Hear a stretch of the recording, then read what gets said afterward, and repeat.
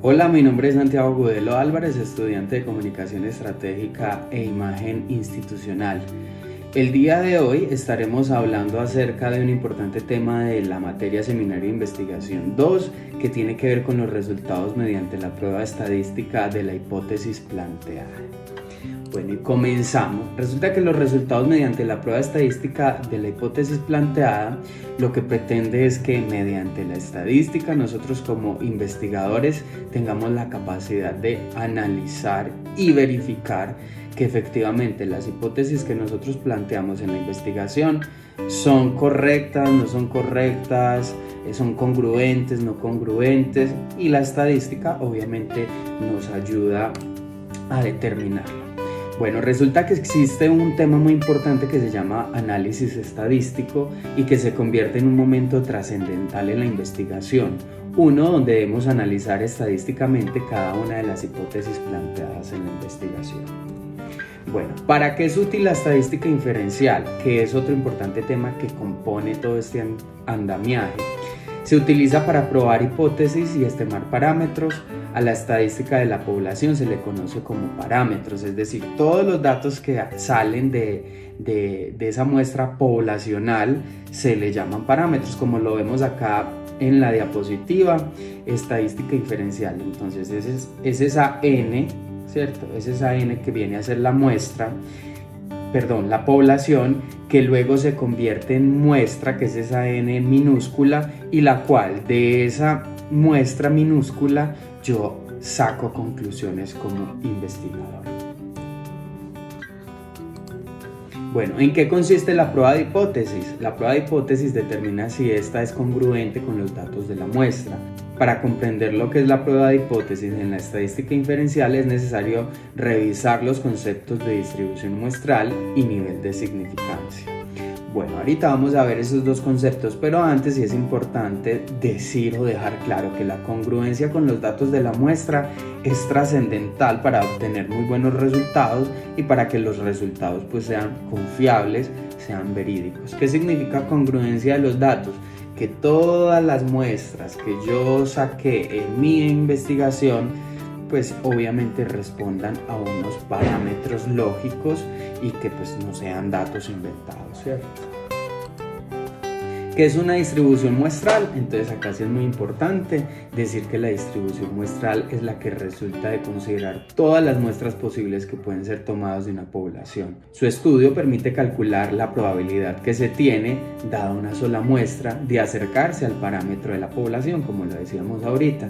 Mediante la distribución muestral se puede estimar el error para un tamaño de muestra dado. Como lo vemos o como lo observamos ahí en ese ejemplo que pongo, entonces está la población. De esa población hay una muestra 1, muestra 2, muestra 3, muestra 4. Y luego pasan a ser organizadas para ser una distribución muestral de medidas X, que en este caso viene a ser muestra X. Bueno, ¿qué es el nivel de significancia? Podemos decirlo que es un umbral que permite determinar si el resultado de un estudio se puede considerar estadísticamente significativo después de realizar las pruebas estadísticas planificadas. Es decir, el nivel de significancia es un momento post, ¿cierto? Es decir, después de realizar pruebas estadísticas planificadas.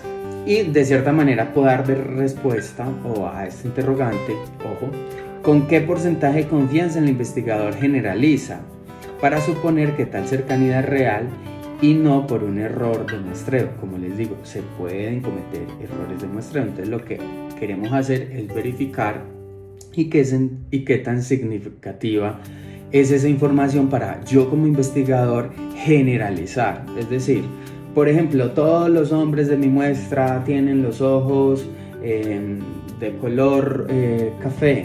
Entonces, por ende, la probabilidad de que más hombres en el mundo tengan ojos de color café es esta. Pero tengo que tener muy clara que la muestra de lo que estoy realizando es confiable y que los datos son confiables. ¿Se puede cometer errores al probar hipótesis y analizar estadística inferencial? Claro que se pueden cometer errores. De hecho, por eso estamos dejando claro la importancia de de hacer este tipo de pruebas estadísticas para determinar si las decisiones son correctas e incorrectas o si por el contrario tienen algún tipo de error. Y por eso están estos 4 parámetros que dicen que aceptar una hipótesis verdadera, segundo, rechazar una hipótesis falsa, tercera, aceptar una hipótesis falsa, cuarta, rechazar una hipótesis verdadera. Entonces están todos estos parámetros o todos estos panoramas en los que efectivamente puede estar nuestra investigación. Importante, hay 2 tipos de análisis estadísticos que pueden realizarse para probar hipótesis. Pónganle mucha atención porque volvemos a trabajar en algo que ya habíamos trabajado hace 8 días, que son los análisis paramétricos y los no paramétricos. Entonces, los paramétricos obviamente están ligados a un ABCD de cada una de las pruebas estadísticas que vamos a realizar, y los no paramétricos, pues como bien lo dicen, son un poquito más abiertos y no están pues tan uniformados o no están tan rigurosamente establecidos. Bueno, los paramétricos tienen también 3 parámetros importantes de definir, que es primero la distribución poblacional de la variable dependiente es normal. El universo tiene una distribución normal, es decir, los datos están plenamente organizados, las variables dependientes están bien establecidas y de manera normal. Segundo, el nivel de medición de las variables es por intervalos o razón. ¿Eso qué quiere decir? Por intervalos es, por ejemplo, un intervalo de una variable es cada 5 minutos se presenta, tal cuestión, ¿cierto? De razón es que racionalmente hay un comportamiento, hay una uniformidad, ¿cierto? Y tercero, cuando 2 o más poblaciones son estudiadas, tiene una varianza homogénea. Las poblaciones en cuestión poseen una dispersión similar en sus distribuciones. Yo puedo tener 2 variables tranquilamente, pero de cierta manera también van a ser razonables y también van a tener un comportamiento uniforme, pese a que pueden ser un tantito diferentes, pero sí van a tener comportamientos similares. Ahora, las más utilizadas, que es importante conocerlas y tenerlas en el panorama, son coeficiente de correlación de Pearson y regresión lineal, prueba T, prueba de contraste de la diferencia de proporciones, análisis de varianza unidireccional, análisis de varianza factorial, análisis de covariación. Como lo vemos en el diagrama, hay de cierta manera una uniformidad en los resultados. Entonces, cuando hay tanta uniformidad, uno dice, esto es paramétrico. Esta puede ser una de las razones que a primera impresión usted como investigador dice paramétrico. Bueno, y están las no paramétricos, que tienen 2 factores muy importantes. El primero es que la mayoría de análisis no requieren de presupuestos acerca de la forma de la distribución poblacional. Entonces, la muestra de distribución probacional está dispersa, ¿cierto? Acepta distribuciones no normales, obviamente por estar dispersa, pues acepta este tipo de distribuciones. Segundo, las variaciones no necesariamente tienen que estar medidas en un nivel por intervalos o de razón, pueden analizar datos nominales u ordinarios, no tienen ningún problema, no solamente nominales como en los paramétricos. De hecho, si se quieren aplicar análisis no paramétricos a datos por intervalos o razón, estos necesitan resumirse a categorías discretas, es decir, a unas cuantas, tampoco puede tener demasiadas, las variables deben ser categóricas. Y también importante tener en cuenta ahí en nuestro radar las más utilizadas, que vienen a ser la chi cuadrada o x al cuadrado, los coeficientes de correlación e independencia para tabulaciones cruzadas, los coeficientes de correlación por rango ordenados de Spearman y Kendall. Como lo vemos ahí en este ejemplo, entonces las variaciones son muy notorias. Entonces comienza, baja, puede tener un pico, es muy poco uniforme. Acá les comparto las referencias. Este es el libro de metodología de la investigación volumen 5. Y me gustaría pues hacer como una especie de conclusión, más que de este tema, de toda la materia también. Porque me parece que nosotros como investigadores debemos tener supremamente claro el papel que juega la estadística a la hora de investigar y a la hora de entregar resultados como investigadores. La rigurosidad de una investigación también está no solo en cómo se recolectan los datos, sino cómo se analizan, cómo se presentan los resultados, que al fin y al cabo son los que se convierten en gran insumo incluso para la misma humanidad.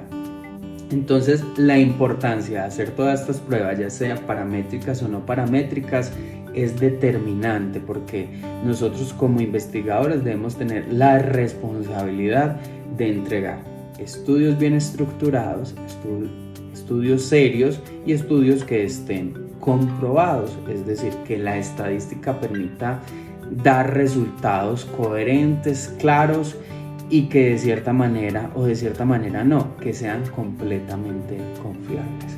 Para mí fue todo un placer haber participado de esta materia, aprendí demasiado, fue un reto muy grande porque pues soy comunicador social periodista y entender un poco todas estas cuestiones de estadística y de matemática es un tanto complejo, pero se queda uno muy contento porque a pesar de la distancia y de no tener el profesor ahí, los insumos y los contenidos que se nos comparten sí son muy valiosos y ayudan a aterrizar demasiado lo que debemos aprender y lo que debemos aplicar en un futuro muy próximo, porque ya vamos a comenzar a realizar la investigación. Así que muchas gracias, quedo muy contento y espero poder aplicar todos estos conocimientos en la investigación que en los próximos días estaremos desarrollando para adquirir el título de Magíster en Comunicación Estratégica e Imagen Institucional. Hasta luego y que estén muy bien.